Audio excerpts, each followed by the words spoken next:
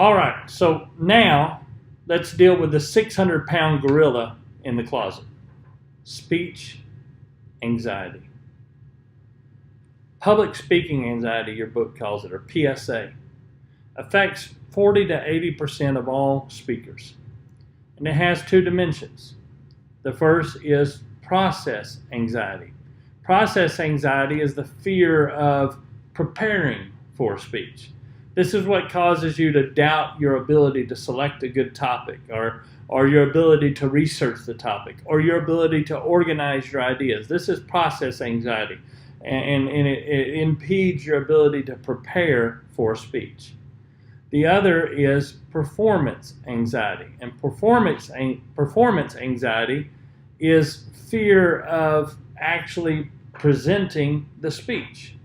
This is the kind of anxiety that stresses you out about your ability to deliver the speech. It's manifest in fear. Fear that you'll mess up. Fear that you'll forget what you want to say.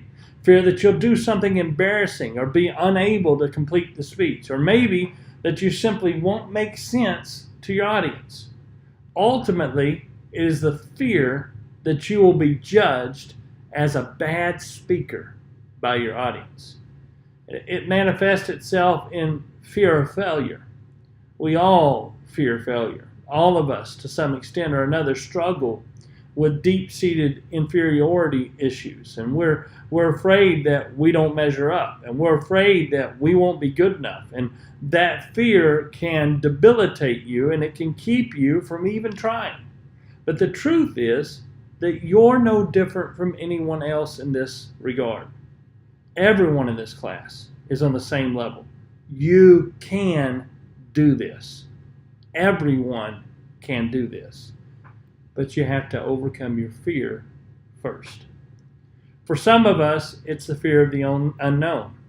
What we don't know about something, when we don't know what we're getting into, or we don't know what the situation is, or we don't know what the outcome will be, it tends to generate anxiety, because when we don't know about something, we tend to fill in the blanks in our minds. Remember when you were a kid and something went bump in the night? You had no idea what caused that noise, but in your mind, you automatically begin to ascribe the worst possible cause to the noise.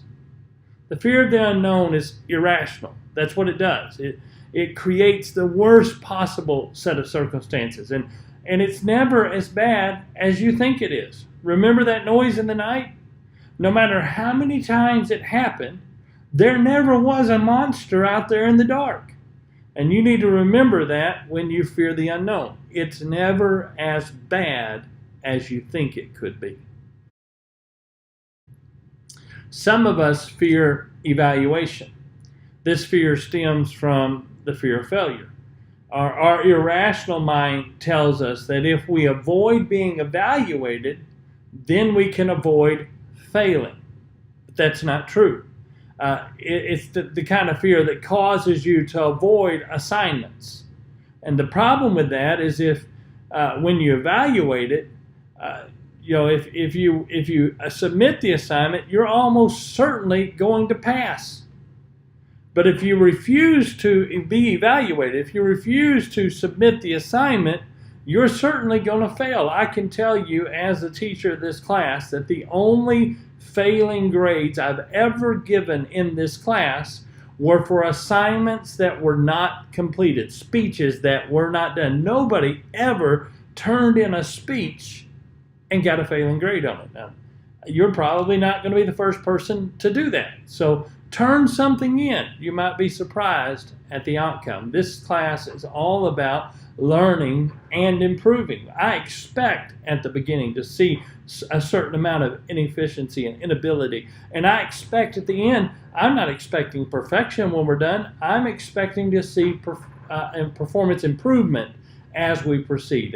And improvement can be small steps. It can be little things. So don't be discouraged by the fear of evaluation. Make up your mind right here, right now. I'm going to do this. I can do this. I will do this. Finally, some of us fear being the center of attention. We don't want to be singled out, and we do everything that we can to avoid that attention.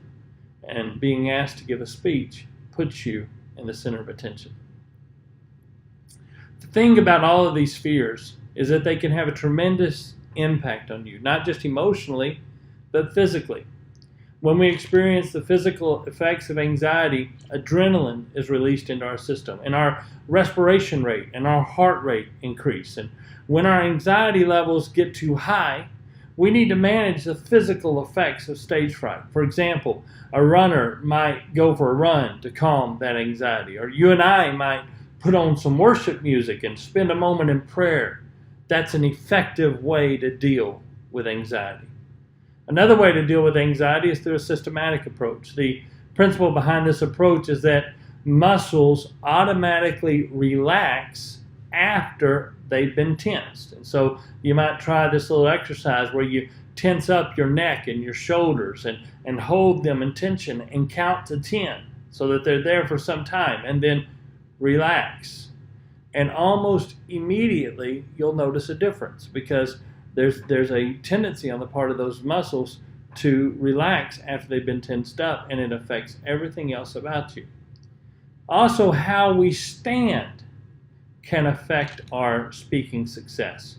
Merely practicing a power pose in private before presenting a speech can lower your stress levels and reduce outward signs of stress and enhance your confidence. When I talk about a power pose, I'm talking about standing up straight and tall, maybe leaning slightly forward and opening up your limbs, your arms expansively, and staking out a broad surface with your hand, and being in control of a situation.